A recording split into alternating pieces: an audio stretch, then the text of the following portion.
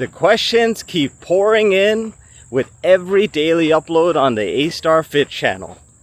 I, for one, am very, very happy about fielding your questions underneath each video, and also about learning about your own daily walking journeys.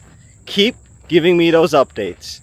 One thing that I've actually seen in a couple of videos right now is that all of you guys are taking my advice to heart and progressively overloading. That is, you're gradually increasing your daily walking goal. Some of you guys were walking just around 20,000 steps, and you've managed to actually walk over 25,000 steps, even cross into the 30,000 step a day category. So well done. Congrats on that. That's one of the reasons why I wanted to record this video today, to talk to you guys about whether or not you're actually ready to start consistently walking over 30,000 steps a day. There are actually a few precise signs that you're just about on the verge of crossing over 30,000 steps a day. So let's get into each and every one of them. If you have been walking for over 20,000 steps, not occasionally, but consistently, every single day for the past 6 months, and you can easily check that within the Apple Health app. You just take out your iPhone, or maybe you have an Android device, check out Android Health or Google Health or whatever they call it on that phone. I don't have a Android device, by the way. I'm an iPhone user, so I'm used to the Apple Health app. But you should be able to look at your daily, monthly, weekly, and even your 6-month average. And if your 6-month average is already over 20,000 steps, then that's the first sign that you might just be ready to start walking over 30,000 steps. Bonus points if your yearly average is not just over 20,000, but over 25,000 steps a day. That means that in a 12-month period, you've had days where you were consistently walking not only over 25,000, but you probably also had some 30,000, 32,000, heck, maybe even some 35,000 days. So if that's the case, that's the first sign that you're almost dialed in and ready to go to start walking over 30,000 steps a day. So that's going to be my first indication for you guys. The second sign is that you are now not just, and this light is indicating that I can still cross the street, so I'm going to go ahead and do that before I get run over. But if you're able to consistently walk and knock out 10,000 steps before lunchtime, you are probably already walking over 20,000 steps a day. Lunchtime means half of the day has already transpired, and you're already hitting over 10,000 steps by lunchtime. And if you're already successfully knocking out 10K steps before lunch, then congratulations. That's a second sign that you're on your way to walking over 30,000 steps a day. In fact, I was very happy to see that in a comment yesterday on, I think it was yesterday's video, that one of my loyal viewers was able to cross over 12,000 steps before going into the gym. And I think that's an amazing accomplishment. That's something that I personally also strive to do at this 30,000 step a day level. Every time I go into the gym, of course, I'm knocking out 8,000 steps before taking a shower in the morning. And then after I take a shower, take the doggies outside, take my Element electrolyte pack with my 26-ounce jug of water, I'm usually around that 9,500, 10,000 step mark. So that's before going into the gym. For me, before lunchtime, I'm hitting at least 17,000 steps. And if you're curious to know where I'm at the moment, let's see here. So I'm going to actually check out MyFitnessPal. So I have MyFitnessPal hooked up to Apple Health. So it gives me an even clearer real-time update on my daily steps so far. So I am at 17,864. I think I can click on it. Yeah. It's not very clear on the MyFitnessPal app. You guys probably can't see it. But it says 17,878 at the moment. And if I go on the Apple Health app, obviously that's going to be a little behind at the moment. Let me see. Yeah, Apple Health says like 16,981. It's always a little behind MyFitnessPal or another fitness tracker app. So I'm currently hitting 17,000 steps before lunchtime. But if you all are already able to easily knock out 10,000 steps before lunch, then you're just about ready to start crossing 30,000 steps a day. So this actually gets into the next sign that you're about to become a 30,000 step a day walker. And that is, you're consistently taking your main step goal for the day. Maybe you're striving to hit 25,000 steps a day. And instead of just focusing on that singular goal for the entirety of your day, you're breaking it up into bite-sized chunks. So you have a goal for maybe morning time, you have a goal to hit by lunch, you have a goal to hit by afternoon, and maybe you have a goal to hit before you start getting ready for bed at night. And this is regardless of when you wake up in the morning or when you go to sleep at night. You basically have multiple step goals scattered throughout the day. And that's exactly what I have at the moment. And this is actually a very underrated hack, if you will, for easily achieving over 30,000 steps a day. I'm not just focusing on 30,000 steps and hitting that by the end of the day. Nope. I'm actually focusing on hitting, number one, 8,000 steps before I take a shower in the morning, 17,000 steps before I eat lunch around noon, about 25,000 steps after I take my doggies outside, after I usually finish editing my video for the next day, maybe even creating the initial thumbnails for the video, because I create multiple thumbnails. And then before I start to walk around and eat my dinner, I want to be at the 25,000 step mark. And then after I eat dinner, after I take my doggies outside, or before actually taking my doggies outside, I want to be at least 30,000 or 30,500 steps. And that is going to guarantee that I hit 32,000 steps before I start winding down for the day and getting ready to go to bed. And for me, it's usually an early bedtime. So you can see, I don't just have a goal to hit 32,000 steps by the end of the day. I have 4 step goals: 8,000, 17,000, 25,000, and then 30,000. And I'm always striving to hit above my given step goal.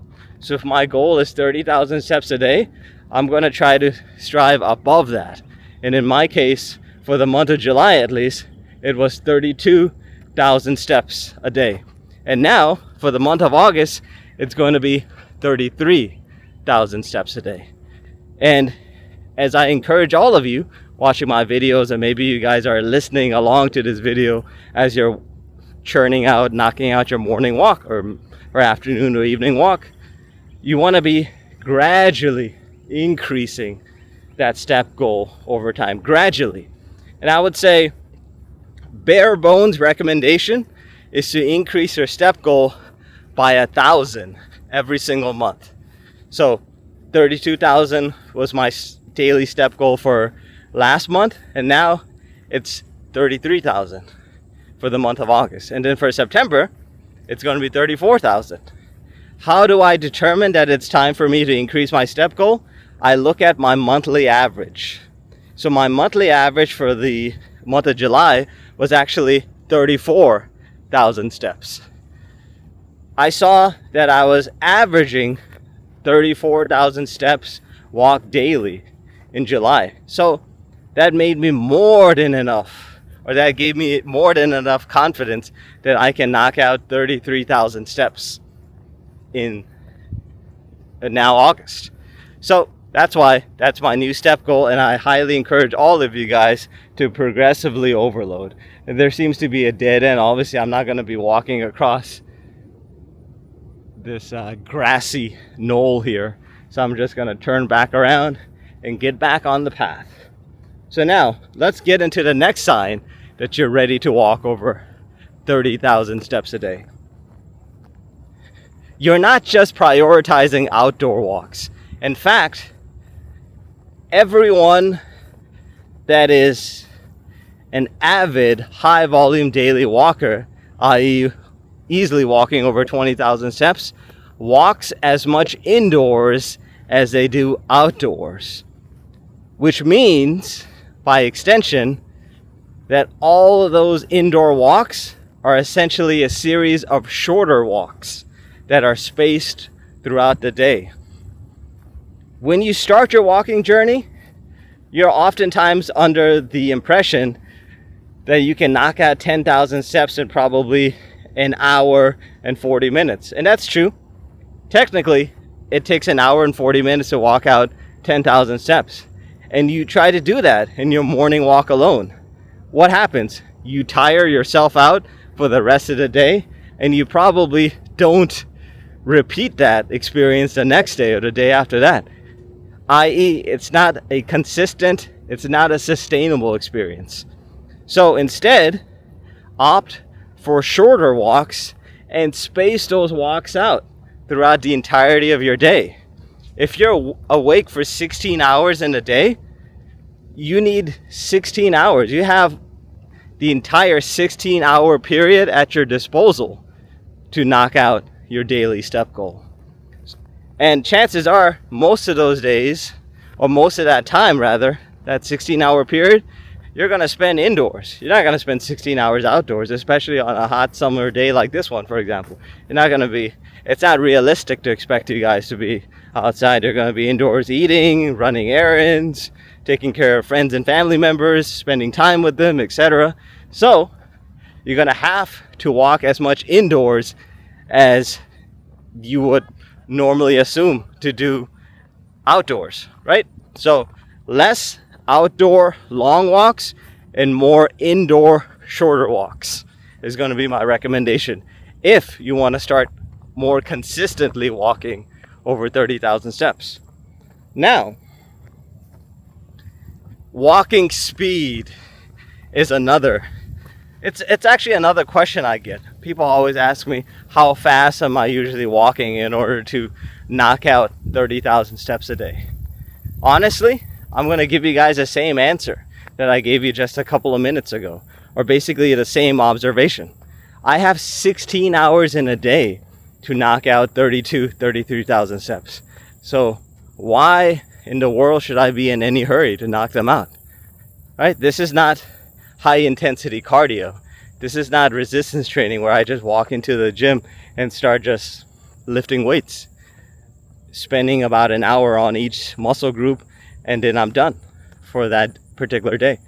Instead, I'm going to take my time and walk throughout the day at a leisurely, slow pace, like I am right now. I'm probably going anywhere from 2.3 miles an hour, and I can also check that on the Apple Health app. The Apple Health app allows me to actually look at my average walking speed, which takes into account the times of the day when I'm maybe on a treadmill or when I'm standing up to prepare meals, run errands, etc. But on average, it's going to be about 2 miles an hour that I'm walking. So that's pretty slow. That's what most people would say, like grandma speed, right? So you want to be going at grandma speed essentially in order to pace yourself throughout the day and take as much of your 16 hours as possible in order to complete your 30,000 steps for the day. Instead of trying to knock them out all in one go with one single walk, or going on a treadmill at 4.5 miles per hour, that's not going to be efficient, that's not going to be realistic, and certainly that's not going to be sustainable. So this entire journey, just like fat loss, has to be sustainable, has to be repeatable, and more importantly, it has to be easy for you to carry out day after day after day. Therefore, I recommend that you guys go as slowly as possible. Now, when you go into the gym and you guys decide to do some cardio before hitting the weights, or maybe after you're done with your total body workout, you decide to jump back on the treadmill, then you can afford to go maybe a little faster. Maybe you're a fan of the incline treadmill. In that case, you might be going at 3.5 miles per hour. Generally, I would recommend not going too fast, even on the treadmill. You don't want to turn an exercise like walking, which is low intensity steady state cardio, into a high intensity steady state cardio exercise, or a high intensity cardio, I should say. The drawback with high intensity cardio exercises like running, sprinting, swimming, whatnot, walking on the Stairmaster, is that when you spike your heart rate, you're also significantly increasing your cortisol, albeit you're doing it temporarily, right? Temporarily, you experience a short spike in your cortisol hormone. So as a result of that, over the long term, those spikes are going to result in you being significantly more stressed out because of those workouts, and they're going to cause you to increase your calorie expenditure, right? It's going to be that much harder for you guys, especially those of you guys who are on your fat loss journey, to actually lose fat, because more than likely you're going to binge after that and get right back to, best case scenario, eating at a maintenance, or worst case scenario, eating in a surplus. So that's why I would recommend going as slow as possible and keeping walking as a low intensity steady state exercise. So that's the next sign that you're ready to start walking over 30,000 steps a day. I'm going to actually step away from these bushes here.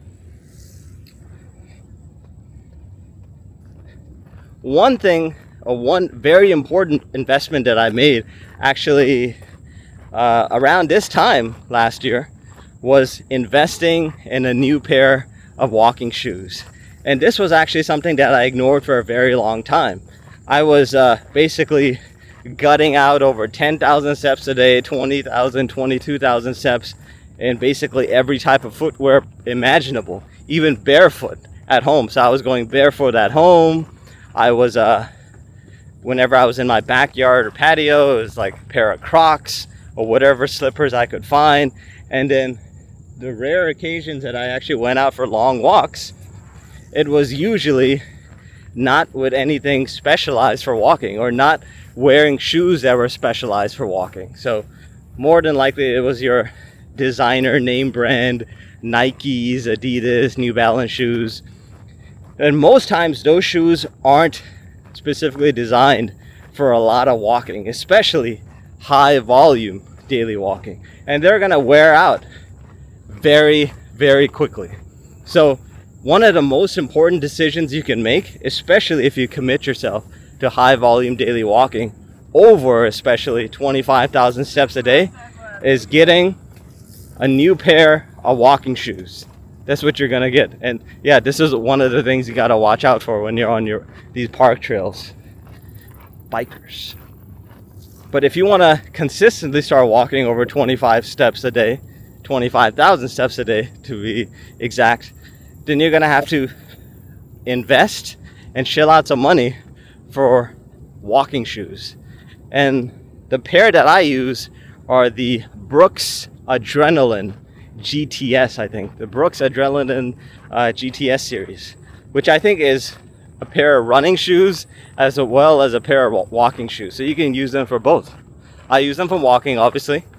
And I've had them for almost a year now. I got them around this time last summer. It's still summer now, 2026, so they're going strong. I got a question today about how often do I get new shoes? And it really comes back to what shoes you're investing in the first place for walking, to support your high volume daily walking. So if you make the wise investment early on and specifically purchase walking shoes instead of basketball shoes or tennis shoes, or again, as I mentioned, those name brand joints, then those shoes can actually last for a very long time. But in general, I would say probably around a year mark, you're going to start to see some wear and tear on those shoes. So maybe as a general rule of thumb, just switch them up every single year. But so far, I've had these for a year now, almost a year, and these are holding up very, very well. So that's the next sign that you're ready and you're serious about walking over 30,000 steps, that you're actually wearing walking shoes and not just any shoes. The last sign that would indicate to me that you're ready to make the leap to walking over 30,000 steps a day is that you're prioritizing your diet and nutrition. You know exactly that everything that you eat on a daily basis is designed to fuel your daily activity level, right? You're not only tracking your calories, but you're definitely tracking your macros. It's not just calories in and calories out. For fat loss, sure, right? Initially, you want to be eating in a calorie deficit in order to lose fat, on a long-term sustainable level. But in order for you to fuel and do high volume daily walking without burning yourself out, you want to keep track of your macros, and you want to make sure that you're sticking to single ingredient whole foods, right? You're cutting out all of that junk food. You're cutting out all that highly processed goy slop from your diet. Instead, you're opting for single ingredient whole foods like eggs for breakfast, ground beef, chicken breast for lunch and or dinner, Greek yogurt, plain or whole milk Greek yogurt, oats for breakfast, also avocados, fruits like watermelons, berries. So these are the types of fruits that should be a go-to staple of your diet. And then in terms of exact macros, I would say make sure you're getting enough protein in order to aid you in your rest and recovery from your daily high volume walks, right? If you're now consistently walking over 20,000 steps, you want to make sure you're getting enough protein so that you can properly and sufficiently rest and recover. And of course, you got to get in those carbs. I would recommend at least 200 grams of carbs a day if you want to sustain daily walking, and if you want to, not get tired from all that walking you're going to be doing. This is, unfortunately, a place where I would say that the carnivore diet or even the OMAD diet would not be beneficial in order to sustain high volume daily walking. You need a well-balanced diet, and you need a diet that has at least 200 grams of carbs. And carbs, again, it's not going to be refined carbs. It's going to be carbs coming from single ingredient whole foods, right? Vegetables, fruits, complex carbs like oats, rice, quinoa, sweet potatoes. Once you start to seriously commit and lock in on your diet and nutrition, and couple that with drinking enough water throughout the day. You want to make sure you're sufficiently hydrated. Means that you're drinking at least, at the bare minimum, a gallon of water a day. So that's basically a pint of water before and after each meal. And if you're eating 4 times a day, easy. That's 8 pints of water a day. 8 pints of water, 1 gallon of water, or roughly 136 fluid ounces of water. That's it. That's all you have to remember. Proper hydration, hitting your macros, tracking your calories, adjusting your calories gradually over time if you start to feel tired and if you start to feel some aches and pains from daily walking, especially as you're progressively overloading your daily walking average. So let me know which of these signs you guys have already adopted. Even if you are not hitting on all 7 of these, if you maybe are already achieving half of these or maybe a couple of these, don't worry about trying to cross 30,000 steps tomorrow or this month or the next month. Just keep gradually, progressively overloading your daily step goal, adding about 1,000 steps a month or more if you can handle it. Keep me posted on your daily walking journey, and until next time, just walk, baby.